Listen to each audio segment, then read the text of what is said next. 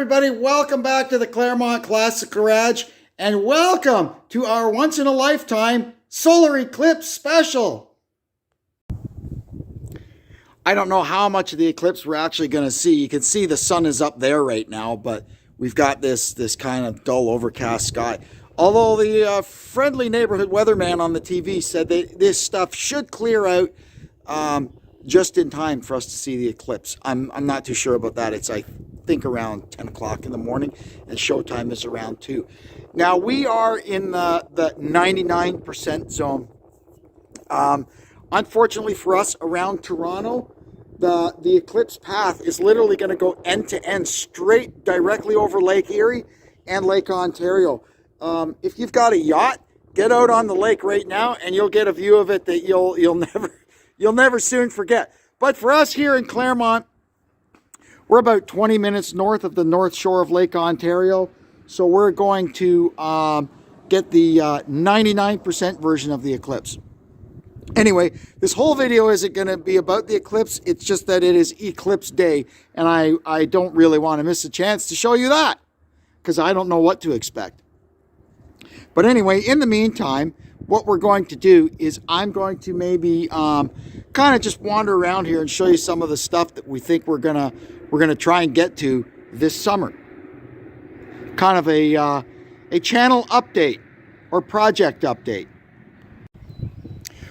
One thing I really want to get done is get the transmission changed in this thing and start using it again. You remember last summer we built up the overdrive transmission for it. All I have to do is get out my video camera, and every car in the world has to drive past here. Anyway, and who knows what else. The thing's been sitting here for 5 years. It hasn't turned a wheel. I've started it up a couple of times, but so we'll have to get it out, get the transmission changed. I got to pull all the wheels off it, look at all the brakes, make sure the tires are okay, service it up, and then with any luck, fingers crossed, oh, and we got to get the windshield changed. She'll be good to go. Another thing I want to do is get this little guy cleaned up and get a coat of paint on it. And there's a couple more little issues I want to address on it. But man, this is the one, if you recall, that we bought dead at the auction last fall, simply because we needed the back wheels off it for our Oliver 550. Unfortunately, I made the mistake of trying to get it going, and in the process found out that this is literally one of the best TEA Fergusons I have ever had in my life, and I've had lots of them. This thing is an absolute sweetheart. It starts right up. It's got tons of power. It's got oil pressure. Everything works like it should. The steering is nice. In fact, I used the thing all winter to clear the driveway. I only got the Kubota out twice. Every other time this thing handled it. What a great little tractor. Also have to do some house stuff. My temporary porch that I put up 20 years ago, it was so temporary I didn't use pressure treated wood, and you can see here it's starting to rot away. So we have to do something about that. And this, you can see here, our front porch is getting a little shaky too. This corner of it's all rotted, so we need to get the roof part of it jacked up and fix up the structure of it here. One of our plans is eventually to close this into like a 3-season kind of a solarium type of deal. Well, we'll see. Hopefully the weather is nice and the price of lumber. I meant to do all this stuff like years ago, but when the COVID hit, any of you that work on your own place, you remember what happened to the price of lumber. It just went through the roof, and I said, no, I refuse to pay that. Eventually it will come back down. And now it's mostly back down to normal. At least the last time I checked it was. Another thing we need to do is get the dually finished up. It's pretty much there. We're at the point now where we just have to do the exterior, like the paint correction, or just kind of get it cleaned up. There's a few little stone chips and stuff that need fixing, and I have to finish. I've been fiddling around with the front end. It drives a lot better now. When we first started driving it, it was really on center. There's not a lot of on center feel, and it's just wandering. You're always steering it. You're always chasing it going down the road. We know, or we have an idea what the problem is. First thing, can't get enough caster in it. I changed all the upper and lower control arms, if you recall. And I don't know if it's the upper control arms or the lower control arms aren't exactly the same length as the original ones, and you can't get as much caster as you need out of this thing. So we're working on that. I need a couple of nice warm days, so because I kind of have to do that stuff outside. Like it's not beating up the tires or nothing. It's all right. Like the alignment, it's been to an alignment shop and had an alignment done on it, and the guy told me, he says, I just can't get enough caster. So anyway, we'll work on that.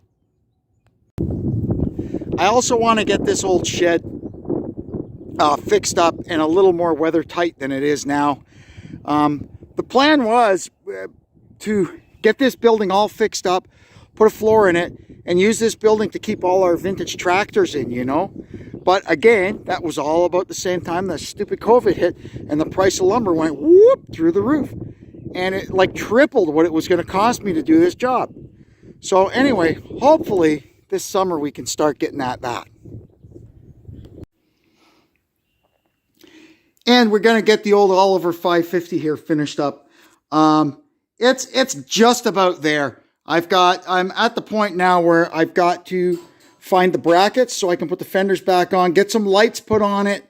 And I still really, really would like to do something with these rear tires, because them being different sizes and the tractor being tilted over like that drives me insane. And this too. This seat is flopping all over the place.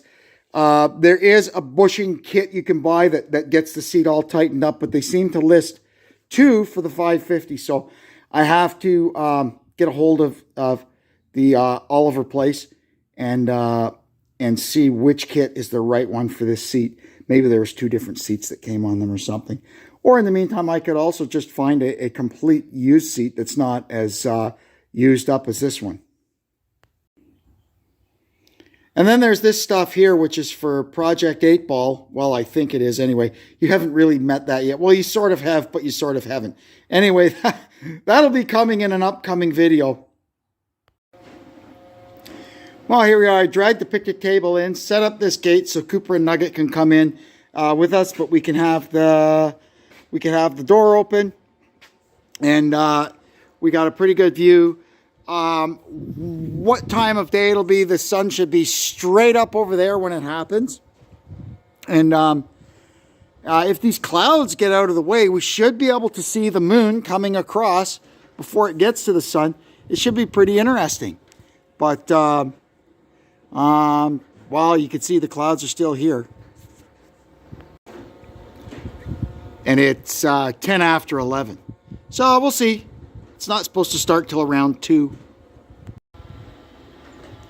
Well, it's 12:30 now, and you can see over there's starting to be a few blue patches in the sky. So fingers crossed this stuff will indeed clear out of here like they say it will, because you can see it's the cloud over that way is a lot heavier. They said that the sky in the GTA, which is where we are, could clear up, but at the expense of Eastern Ontario, which is them guys. Oh, there's the vulture. See him? I don't know. Hard to see on this thing. Yeah, so fingers crossed. Wow. It's hard to see, but it's after 1 o'clock now, and the sun is actually burning through the clouds a little bit. It's pretty much straight over top of our shop here. So by eclipse time, it should be up over there somewhere. Hope we could see it from under our soffit here. Now, it's 1:30 now, and the clouds have kind of thickened up a little bit again, and I think we're probably only about half an hour from showtime. If the sky was clear, I think we'd look and probably see the moon coming from over there. And you wait for their paths to cross, right? But I think all we're going to see here today is it get dark. But I'm still holding out hope. You never know what could happen. These guys are ready for the eclipse. Nugget's got an excellent seat.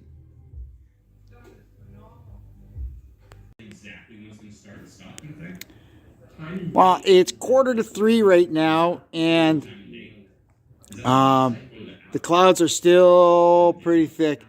The sun is kind of up over there somewhere. If we could see it now, we could see that the moon is starting to come across it. But until it gets almost right across it, it won't really start getting dark out here. Apparently that's what they said on the TV. So we're waiting patiently.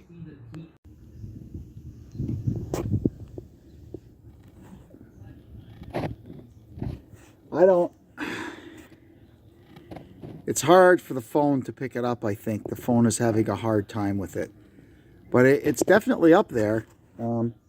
I could see it. I'm wearing a welding mask right now, and I could see it fine, but the phone doesn't seem to be getting it very well. Even though I've got two... there's my...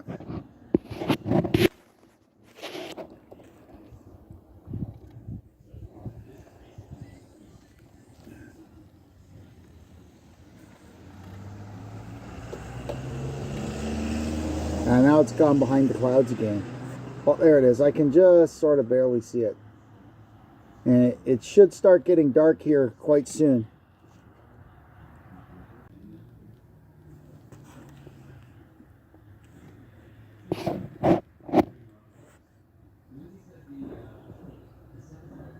Stupid clouds.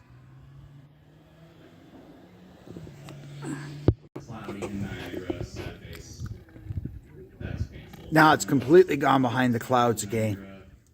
We heard, I think, from our team member Liam, he said they were talking about, he's a paramedic, and he says their team and their meeting.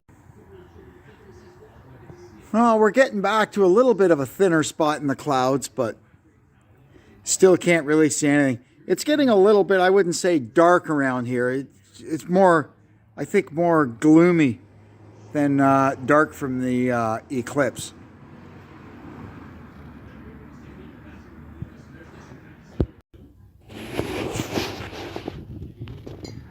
Oh, it was just there for a second and now it's gone again.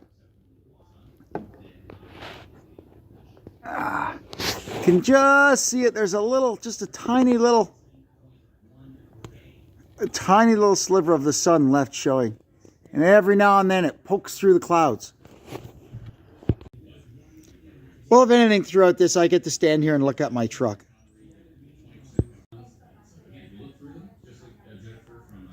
Nugget's not impressed with this whole eclipse business.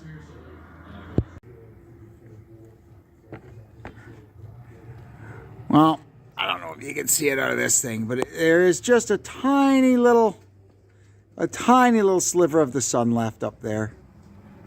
But I'm not sure what all is going to happen. Oh, come on, the clouds getting a little thinner up there. It's really weird though, my phone, I guess whatever it is that's built into the phone, it protects itself from the light or something. It just won't film it. I'm aiming straight up into the sky and it's like the sun isn't even there. Yeah. Oh, there it is there. You can sort of see it now. But the clouds are just really obscuring it. But it is getting pretty dark out here. We'll see how dark it actually gets. But we're in like the 99% zone. That's still interesting anyway, even though it's a bust.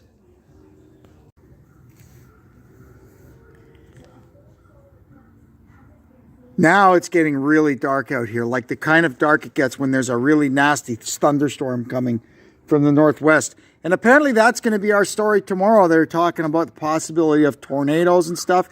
You can see over there down above the roof of the truck, that's Toronto down there, and it's really dark down there.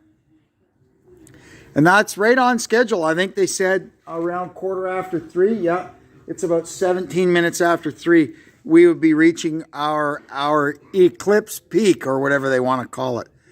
Yeah, that's pretty cool. Like if I didn't know there was an eclipse going on, I'd be looking down over there and I'd be saying to Deb, holy crap, grab everything, put it away. There's a big storm coming. But it's not a big storm. It's just an eclipse. It's pretty interesting, really.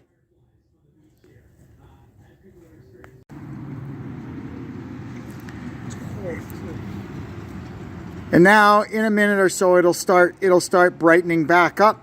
and we'll go back to kind of like a normal daylight situation. Like I'm an expert on eclipses. Starting to brighten back up a bit now. Pretty interesting. It doesn't last long. You can see how this sort of thing would have freaked out ancient people. And they say certain animals go bananas too when it happens, but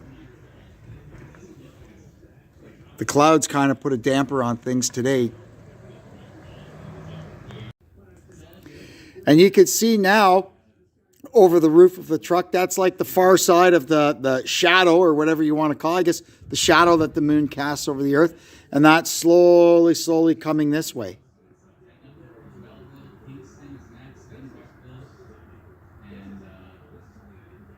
It cooled right off too during that time because we lost our solar heating.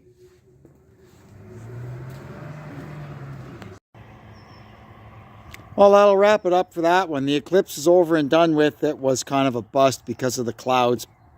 What are you going to do? That's how it goes. But I hope I was able to bring you up to speed a little bit on stuff that we're doing and hope to get done in the future. And I guess that'll do it. I'm out of here. Thanks for tuning in. Hope you'll come and see us again. And until then, I'm Kevin saying so long from the Claremont Classic Garage.